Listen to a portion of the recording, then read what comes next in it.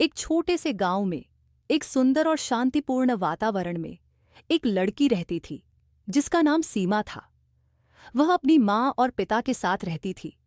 सीमा एक प्यारी और समझदार लड़की थी। उसका दिल हमेशा दूसरों की मदद करने के लिए खुला रहता था। एक दिन गांव में एक लड़का आया जिसका नाम अर्जुन था।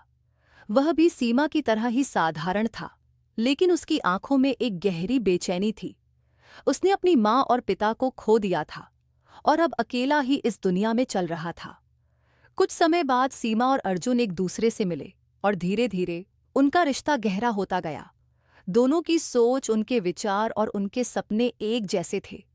एक दूसरे के साथ समय बिताना बहुत अच्छा लगता था। हर दिन वे एक दूसरे से बातें करते, हंसी मजाक करते और एक दूसरे की मदद करते। धीरे धीरे उनका रिश्ता प्यार में बदल गया। सीमा को लगता था कि अर्जुन उसकी जिंदगी का सबसे महत्वपूर्ण हिस्सा बन गया है। लेकिन जैसे जैसे समय बीतता गया, सीमा को महसूस होने लगा कि अर्जुन पहले जैसा नहीं रहा। वह अक्सर उदास और चुप रहता। वह सीमा से दूर हो गया था और उसकी बातें पहले जैसी नहीं रही थीं। सीमा ने कई बार अर्जुन से पूछा, क्या हुआ है अर्जुन, तुम इतने चुप क्यों रहते हो? लेकिन अर्जुन हमेशा कोई न कोई बहाना बना देता और उसका दिल खोलकर बात नहीं करता था। सीमा को बहुत दुख होने लगा, लेकिन वह यह भी समझ नहीं पा रही थी कि क्या गलत हुआ।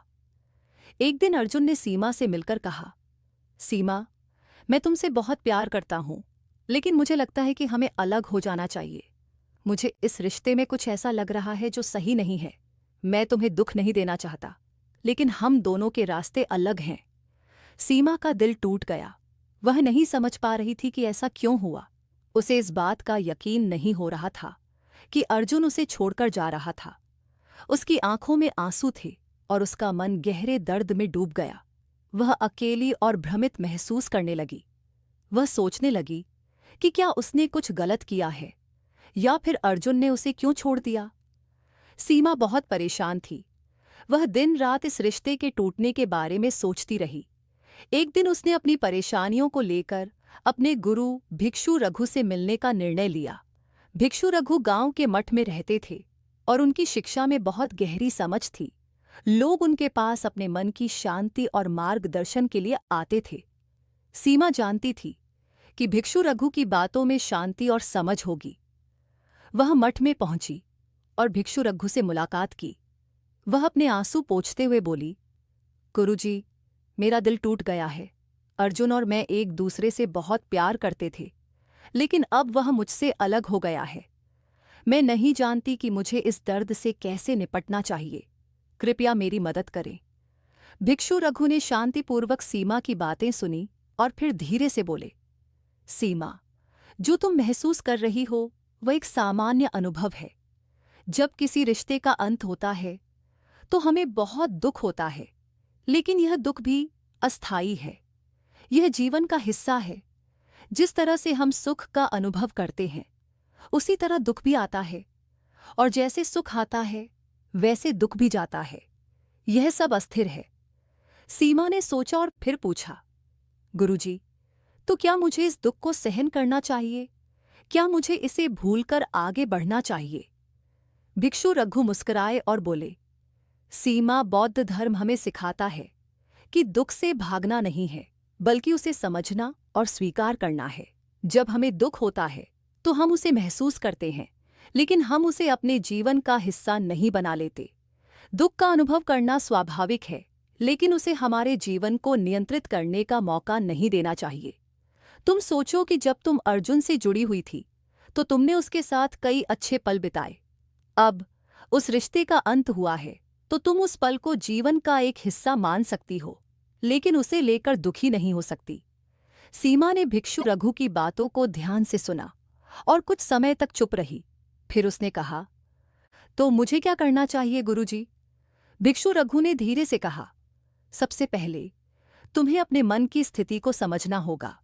बौद्ध धर्म में हम इसे मनोबल कहते हैं। तुम्हारा दुख एक मानसिक स्थिति है और तुम उसे बदल सकती हो।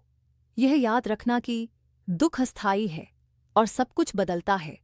तुम्हें अपने भीतर शांति और संतुलन लाने के लिए ध्यान और अभ्यास की आवश्यकता है। जब तुम अपने मन को शांत करोगी तो तुम्हें यह एहसास होगा कि तुम मजबूत हो और तुम्हारे पास आगे बढ़ने की शक्ति है। सीमा को भिक्षु रघु की बातें गहरे दिल से छू गईं।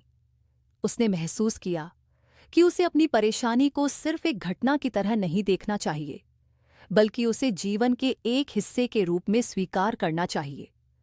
उसने सोचा कि अब उसे अपने दुख को समझने और उसे स्वीकार करने की जरूरत है। वह एक नई शुरुआत कर सकती थी जो उसे शांतिपूर्वक और मजबूती से आगे बढ़ने में मदद करेगी। अगले कुछ दिनों में सीमा ने भिक्षु रघु के साथ ध्यान की प्रैक्टिस शुरू की। वह सुबह जल्दी उठकर ध्यान करती और अपने मन को शांत करने की कोशिश करती। वह अपने विचारों को नियंत्रित करने की कोशिश करती थी और धीरे धीरे वह महसूस करने लगी कि उसके मन में शांति आने लगी है। उसने यह समझ लिया कि अर्जुन के साथ बिताए गए पल हमेशा यादगार रहेंगे, लेकिन वह उन्हें अपने जीवन का बोझ नहीं बनाएगी। उसने उन यादों को एक अच्छा अनुभव मानते हुए उसे छोड़ दिया। समय के साथ सीमा को अपने भीतर एक नई शक्ति का एहसास होने लगा। वह पहले से ज्यादा आत्मनिर्भर और शांत महसूस करने लगी थी।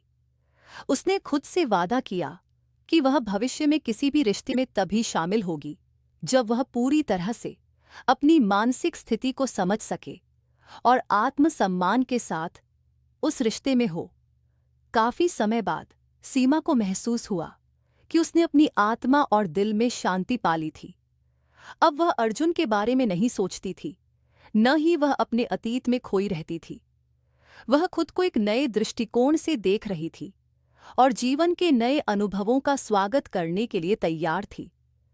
वह जान गई थी कि रिश्तों में टूटन, दुख और परिवर्तन आते रहते हैं, लेकिन जब हम उसे स्वीकार करते हैं और अपने दिल में शांति रखते हैं तो हम किसी भी परिस्थिति से उबर सकते हैं। सीमा ने समझा कि दुख और खुशी दोनों अस्थायी हैं और जीवन को उसके बहाव के साथ बहने देना सबसे महत्वपूर्ण है।